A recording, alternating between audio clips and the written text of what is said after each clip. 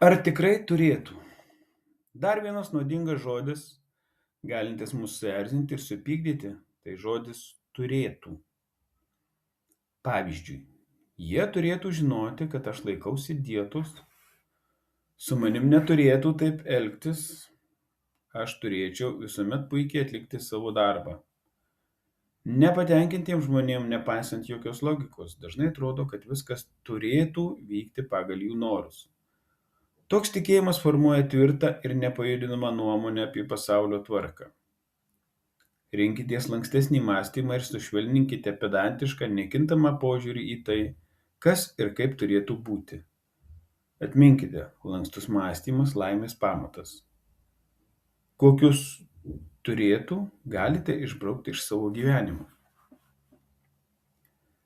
Jei esate laimingas, tai nereiškia, kad viskas aplink yra tobula. Tai reiškia, kad jūs nusprendėte nepastebėti netobulumų.